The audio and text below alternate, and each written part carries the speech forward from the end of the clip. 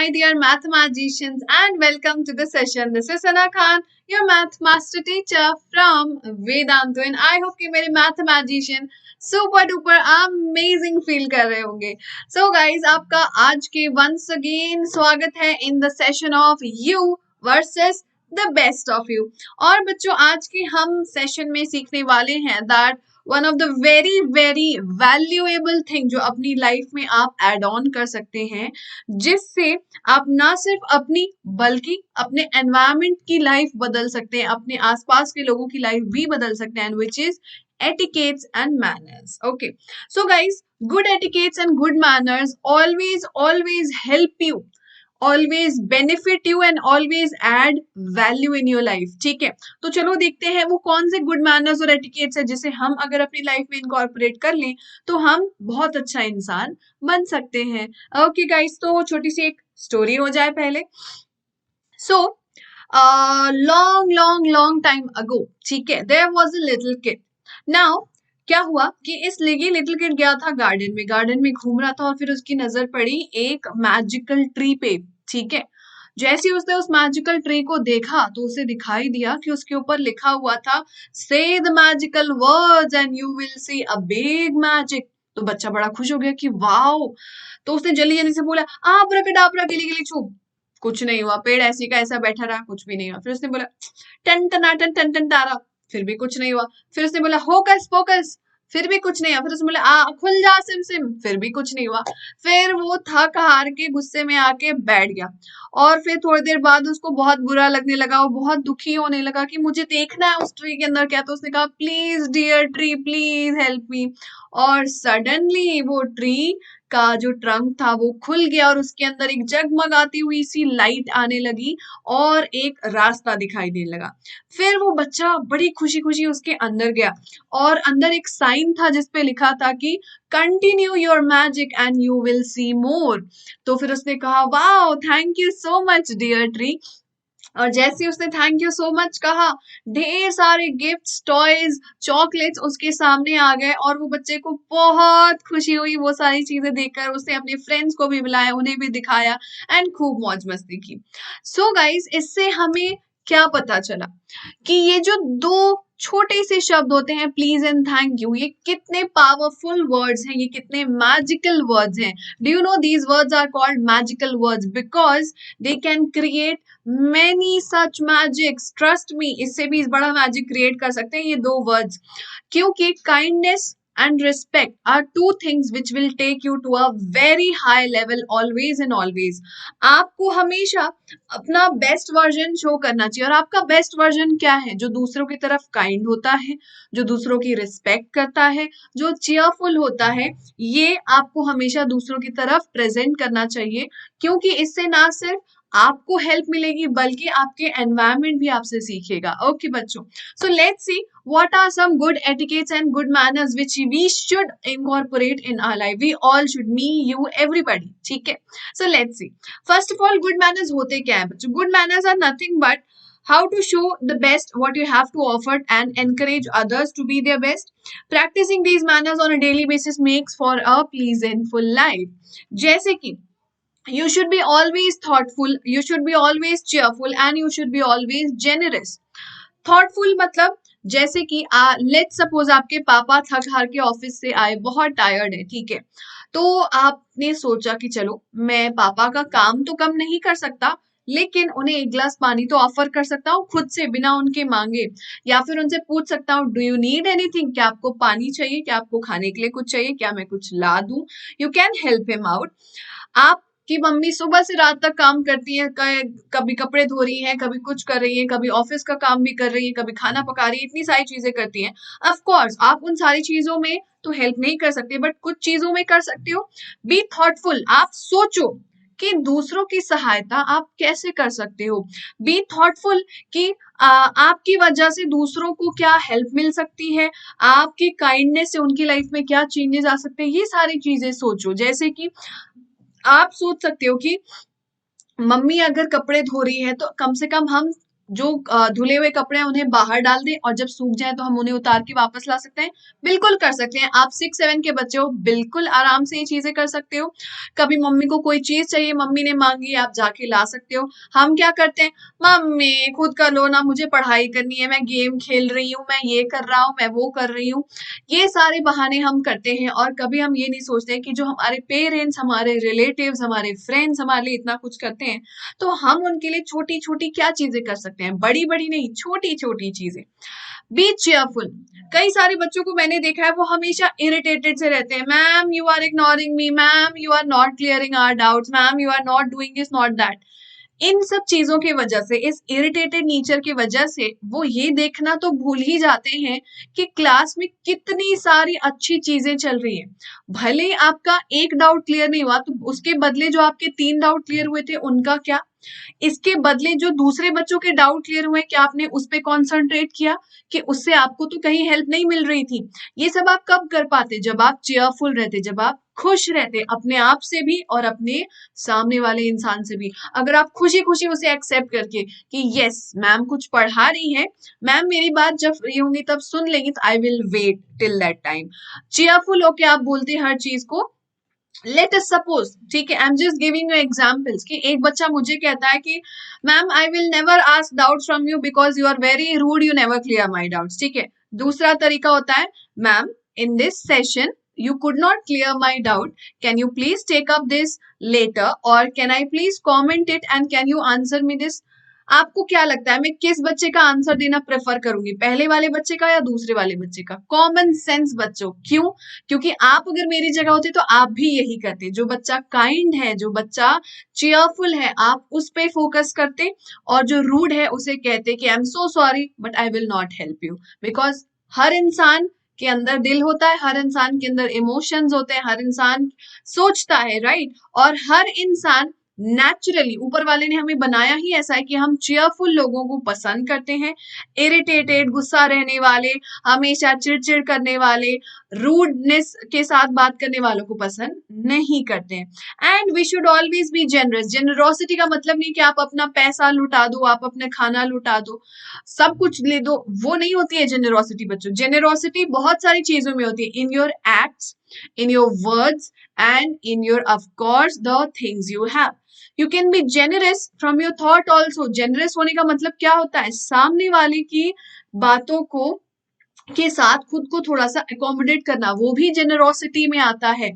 अगर आप जेनरस हो और आप सामने वाले की किसी गलती को माफ कर देते हो और भले ही उसके सामने आपने अपना पॉइंट रखा लेकिन उस पर गुस्सा नहीं करते हो, वो भी जेनरोसिटी में आ जाता है। अगर आप किसी की, कोई बच्चा लगातार डाउट पूछ रहा है, आपने उसकी हेल्प कर दी कि this is the answer, ma'am is not able to answer you but this is the answer, that is also one generosity. Generosity बहुत चीजों में होती है। अब आप सोचोगे कि मैम तो सारे एग्जाम्पल्स क्लास के ही दे रही है, वो इसलिए बच्चों क्योंकि आप और मैं कब मिलते हैं, हम तो क्लास में मिलते हैं। तो अगर मैं आपसे रिलेटेड कोई एग्जाम्पल देना चाहती हूँ तो मैं क्लास के ही दे सकती हूँ। But generosity can be everywhere. अगर आपका फ्रेंड बहुत बीमार है, बहुत थका हुआ है, आपने उसके नोट्स, आपने नोट्स उसे दे दिया जब वो एब्सेंट था, आपने उसकी हेल्प कर दी एग्जाम से पहले, वो जेनरोसिटी होती है। ना कि वो कि आप उसे कहो कि नहीं मैं तुझे नोट्स नहीं दूंगी क्योंकि फिर मेरे एग्जाम्स आ रहे हैं, पता चला तूने मेरे जैसा कर लिया, तो वो जेनरोसिटी नहीं होती है। ठीक है, नेक्स्ट थिंग इज बच्चों, we should always be cooperative. ठीक है, कई बार ऐसा होता है हम किसी पार्टी में जा रहे हैं और वहां हमारा फेवरेट डिश नहीं है, वहां भिंडी बनी है और हमें भिंडी पसंद नहीं है और हम बिल्कुल नखरे दिखाने लग जाए, नहीं मैं मुझे इस पार्टी से वापस जाना है, मम्मी मैं भिंडी नहीं खाता हूँ, नहीं खाती हूँ, मैं नहीं करूंगी। वो कोऑपरेटिवनेस नहीं होता है। कोऑपरेटिवनेस इज कि यू नो कि ये पार्टी किसी इंसान ने आपकी खुशी के लिए रखी है, इवन इफ वहां ऐसी चीजें नहीं है जो आपको पसंद है, इट्स ऑल राइट, आप बाकी दिनों में तो खाते ही हो। You should be happy and generous and kind at that time कि इट्स ऑल राइट, कोई बात नहीं, अगर मेरी पसंद की चीजें नहीं है, कुछ तो होगा, कुछ भी नहीं है तो मैं घर जाके खा लूंगा या खा लूंगी। या फिर ऑफ कोर्स आपके पेरेंट्स को भी ये पता है कि आप अगर खाना नहीं खा रहे हो तो वो आपको कुछ ना कुछ आपके पसंद का जरूर दिलाएंगे, भूखा तो छोड़ते नहीं है पेरेंट्स हमें कभी। But because of your cooperative nature आपको नहीं पता कि आपके पेरेंट्स की मेंटल हेल्थ पे कितना असर पड़ सकता है, उन्हें आपके चेयरफुल नेचर की वजह से उन्हें कितनी हेल्प मिल सकती है rather than your irritated nature. Next thing is be helpful always to your elders, to your youngers, to your classmates, to your friends. Be helpful always. हमेशा दूसरों की सहायता करने के लिए तैयार रहा करो बच्चों, किया करो, बिना मांगे मदद किया करो, क्योंकि ऊपर वाले ने हमेशा कहा है तुम जितना दोगे उसका कई गुना वापस मैं तुम्हें दूंगा, और इस बात में 100% सच्चाई है. Next is don't be bossy, don't be rude. ठीक है, हमेशा कुछ बच्चे ऐसे होते हैं जो बिल्कुल हर जगह बॉस, मैंने देखा है दूसरे क्लास के बच्चों को, मैंने देखा है वो हमारे चैनल पे जब आते हैं वो कहते हैं कि अरे हम ही जीतेंगे मेंटी, तुम लोग क्या हो, अरे देख लेना हम ही जीतेंगे मेंटी, और ये तो बड़े ही इजी क्वेश्चंस है, ये तो बड़े ऐसे क्वेश्चंस है, वैसे क्वेश्चंस है, बच्चों के क्वेश्चंस है. They start to behave like they are the one जिन्हें दुनिया का सारा नॉलेज है. पर एक बात सोचो बच्चों, ये जो बच्चे थे ये आए अपनी क्लास में, आपको आपके ऊपर बॉसी नेचर दिखा के चले गए, आप थोड़े से चिढ़ भी गए कि अरे नहीं नहीं हम दिखा देंगे, हम मैथमेटिशियंस मेंटी में आएंगे, सब ड्रामा हो गया. एंड कंक्लूजन क्या निकला, वो बच्चे आए वापस चले गए. ठीक है, उन्हें जो नॉलेज गेन करना था उन्होंने नहीं किया, और उन्होंने जो आपको इरिटेट कर दिया उसकी वजह से आपका भी मूड ऑफ कर दिया. ठीक है, तो इससे गेन किसका हुआ, किसी को कुछ मिला, उन बच्चों को भी कुछ मिला, कुछ नहीं मिला. ये जो बॉसी नेचर होता है ना, ये कभी आपको कुछ नहीं देगा. यहाँ तो हम स्टूडेंट लाइफ में फिर भी कर ले रहे हैं, जब आप जॉब करने जाओगे और वहां बॉसी नेचर दिखाओगे, अगले दिन सेकेंड्स में आपको जॉब से निकाल दिया जाएगा. प्राइवेट जॉब्स में नोबडी केयर्स कि आप कितनी हाई पोस्ट पे हो, किसी पोस्ट पे हो, कितने इंपॉर्टेंट हो. They can replace you in seconds and they will never tolerate your bossy nature. Nobody will ever tolerate your bossy nature because who likes such person? ऐसा कौन होता है भाई जिसको पसंद होता है दूसरे का bossy nature? किसी को नहीं. तो अगर आप ऐसे हो तो नुकसान किसका है, आपका और किसी और का नहीं. Similarly, you should not put down other people's or should not say rude things to other people. This is the worst thing बच्चों which you will ever do. अगर आपके किसी वर्ड से किसी को हर्ट होता है तो this is the worst thing you are doing to that person. मैंने बहुत सारे बच्चों को देखा है, बहुत सारे लोगों को देखा है, हमारी क्लास में भी कुछ बच्चे ऐसे हैं, मैं नाम नहीं लूंगी उनका, हर छोटी छोटी बात पे दे स्टार्ट फीलिंग लाइक कि अरे तुम ऐसे क्या क्यों बोल रही हो, तुम ऐसे क्या कर रहे हो, और I will show you this, I will show you that, मैं तुम्हें मेंटी में दिखा दूंगा, ये कर लूंगा, वो कर लूंगा. बहुत रूड होते हैं और अपने सिली वर्ड से दूसरों को पुट डाउन करने की कोशिश करते हैं. कई बार आपने देखा होगा लाइव चैट में बहुत अननेसेसरी फ्यूटाइल एब्यूजिव वर्ड्स भी आते हैं, बट क्या मैं उनको कभी सीरियसली लेती हूँ? No, never. I never take them seriously, I never notice them also. उससे क्या होता है, because I have the power to not let people me down. But आप स्टूडेंट्स हो, आप छोटे छोटे बच्चे हो, आपको नहीं पता कि ऐसे बहुत सारे बच्चे होते हैं जो बहुत जल्दी इफेक्ट हो जाते हैं इन सब चीजों से. सो आपके छोटे से छोटे वर्ड्स भी दूसरों को कभी बड़ा सा बड़ा हर्ट दे देते हैं, which is very very bad. Rude होके आपको क्या मिलेगा, आपको लगता है कि आप एकदम कूल डूड बन गए या फिर एकदम कूल बेब बन गए, लड़कियों को लगता होगा अगर हम रूड हो जाएंगे तो. अगर रिसेंटली एक बच्चे ने कहा मैम आपने मेंटी में क्वेश्चन का आंसर करेक्ट नहीं किया, जो मैंने बोला आपने वही नहीं डाला, अब मैं जा रहा हूँ क्लास छोड़ के, और वो चला गया. इससे फर्क क्या पड़ा, ना हमारी क्लासेस बंद हुई, ना मेरे बच्चों को कोई फर्क पड़ा, ना मुझे कोई फर्क पड़ा. नुकसान किसका हुआ, उस बंदे का हुआ. उसने आउट ऑफ हिज रूडनेस ये चीज देखी ही नहीं, समझी ही नहीं कि वो आंसर एक्चुअल में करेक्ट ही था, वो गलत था. उसने कोशिश ही नहीं की समझने की कि आंसर करेक्ट क्यों है. आउट ऑफ हिज रूडनेस वो चला गया, और ये रूडनेस उसके एक दिन में तो आई नहीं थी, उसके नेचर में धीरे धीरे इनकॉर्पोरेट हुई थी.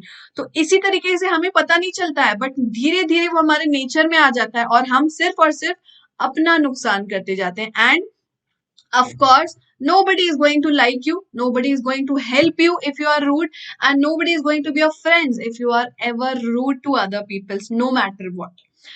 Next thing is respect other people and their privacy. Respect ऐसी चीज है बच्चों जिसके बिना शायद ही कोई इंसान जी सकता होगा, शायद ही.